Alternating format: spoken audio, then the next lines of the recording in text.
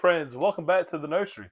I'm the Reading Dad, and on this episode, we're going to be reading a book called Saying Grace, a prayer of thanksgiving. So let's get started. People were saying that the coming winter would be long and hard.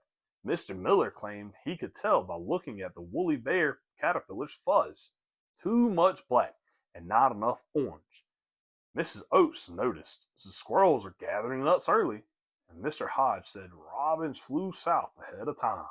We're in for a harsh winter. Mama, Grace worried, do you think our neighbors are right about the winter? Harsh? The very words sounded like the hissing wind. Only God knows, Mama answered as she rocked baby Faith. We have firewood stacked and food stored.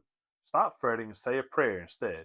Now, why don't you and Isaiah go down to the creek and ladle me a bucket of water for the stew? Yes, Mama. Grace and her younger brother swished through the fallen leaves and breathed their delicious smell. Grace spun in circles under the still warm sunshine. What a glorious golden day, Isaiah, she shouted, her worries forgotten for the moment. Isaiah paid no attention, though. He was watching a box turtle munch a leaf. When soaking rains came, going to school was impossible. Unless you build an ark, Papa joked. Mama drilled Grace on her lessons until the puddles vanished. And Grace was happy as she once again made her way to school and met up with Hannah along the way. Hannah and Grace were both 8, best friends, and in the 3rd level. It was a chilly morning, and Grace shivered as she and Hannah took their seats near the wood stove. Grace was glad for Mama's tutoring because she received the gold star for spelling that very afternoon. On the way home, white fluffy flakes began falling. Hurrah! Yelled Hannah. Here comes winter! Hurrah! Said Grace. Winter frightens me. That's because you're a fretter, Grace, said Hannah, waving goodbye when she reached her house. Grace remembered last winter when 7 people had died from pneumonia, including Granny. In February, Papa went missing, stranded in a blizzard after going into town.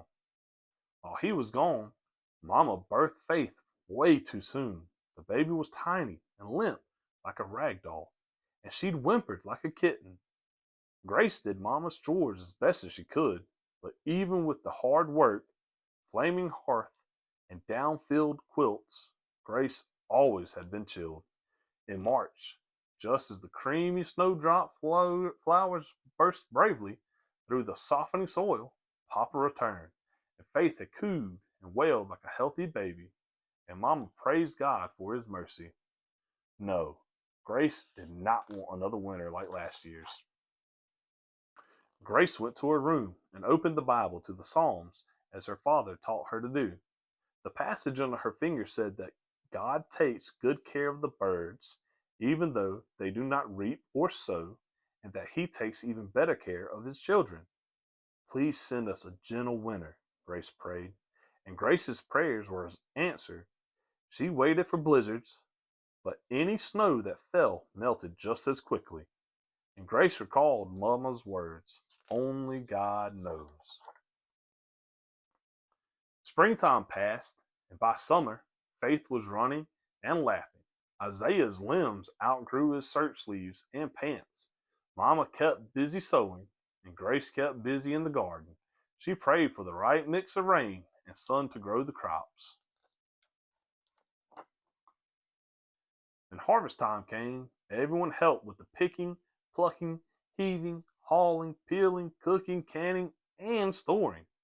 Mrs. Oates' son, Benjamin, brought back a wife named Abigail, who told about a custom that had started in her settlement.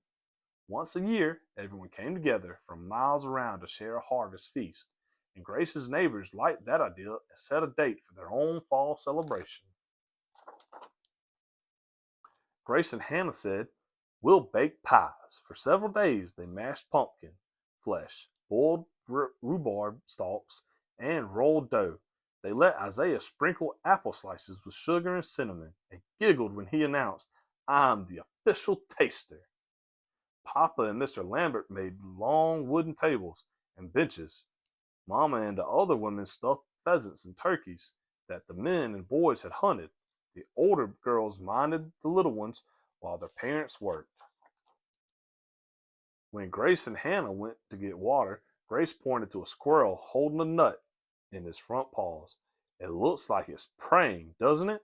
She said. As the girls scooped the sparkling water, Grace noticed 4 gulls circling. It looks like they're singing praises to God, said Grace. On the day of the fall feast, there were green salads, orange yams wrapped in corn husks, ears of golden corn steaming in iron kettles, roasted meats, and fruity pies. When everyone was seated, Papa said, "Let the feast begin." Spoons and platters clinked, and there was a hum of happy voices. Grace remembered the squirrel and the gulls. "Wait!" she shouted. Everyone stopped and stared. "Shouldn't we first say thank you to God and ask a blessing?" "What an excellent idea, Grace," said Mr. Miller. "Why don't you say the prayer?" Grace's mind raced. What should she say? What was that spelling word that meant great generosity in giving? She squeezed her eyes shut, and it came to her. Bounty! That was it! As steamy aromas wafted up from the food, Grace gulped and raised her face to the sky. "Dear God in heaven," she said, "we thank you for your bounty. Please bless us and all our food. Amen." "Amen," the gathering echoed. Noise began anew as plates and spirits overflowed. Later, with full bellies and thankful hearts, the adults talked while the children played, chased, and invented new games. The next morning, when Grace's family sat down to breakfast, Isaiah looked at his sister and said, "Say it, Grace." Little Faith copied him. "Say Grace." From that day forward, at every meal, the family took turns saying grace. Mama often quoted verses from the Bible. Papa talked to God as if he were an old friend. Seated right there with them, Isaiah sang church songs, and Faith babbled away. Grace wrote several new prayer poems of her own. Sometimes she used words like bounty and giving, but she never, ever forgot the thanks. The end. What an awesome story. Thank you for stopping by. I hope to see you on the next episode. And remember, everyone, books are fun.